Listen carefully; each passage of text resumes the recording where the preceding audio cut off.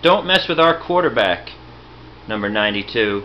Jason Peters, the Eagles All-Pro offensive tackle, got ejected from the game because he had to go after the Washington Redskins. Number 92 took a cheap shot on Nick Foles after what was first ruled an interception on the field before getting overturned. Well, even though we had already lost Jason Kelsey at center and the offensive line was depleted, Nick Foles, who was like a boxer getting knocked down like Rocky, kept getting back up and threw for 325 yards, over 150 yards to Jeremy Maclin, who was terrific in this game. However, emerging in the Eagles offense early was the rookie Jordan Matthews out of Vanderbilt, who had 2 touchdown passes, 1 spectacular catch to close out the first half to give the Eagles a 21-20 halftime lead.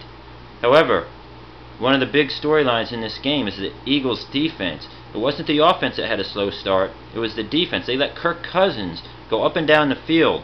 The Eagles did tighten up in the second half, but something's got to be done about getting off the field and making these guys punt the ball away to our super offense. Nick Foles didn't see the football field until the first quarter was almost done, but that was a lot in part thanks to a 102-yard kickoff return by Chris Polk. Now, I gotta admit, I was calling for Henry Josie to make the team, even if it was at Polk's expense.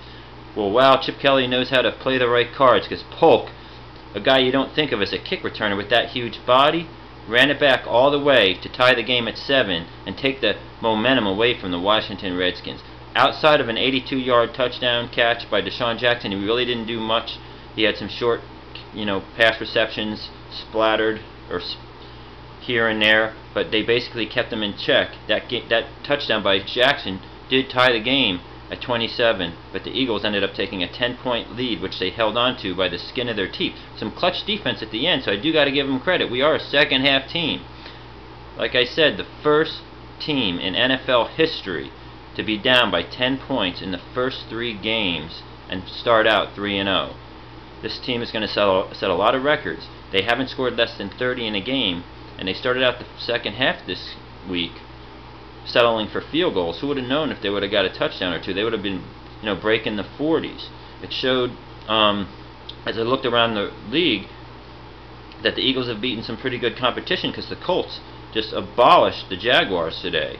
So that wasn't an aberration last week when we won on Monday Night Football. Now, the defense has got to improve. We're going out to San Francisco next week to take on Kaepernick and the 49ers at San Francisco. So hopefully we could start out 4-0. The Cowboys did come back and win against the St. Louis Rams, who had a 10-point lead, 11-point, even 21-0 lead at one point in that game. However, at least we got the Washington Redskins down at 1-2. The Giants are 1-2, but the Eagles first place in the NFC East, 3-0. 325 yards passing for Foles, 150 yards receiving for Jeremy Maclin. We couldn't get the running game going, but let's face it, our offensive line has got to get healthy. There you have it. Eagles 37, Redskins 34. First place in the NFC East.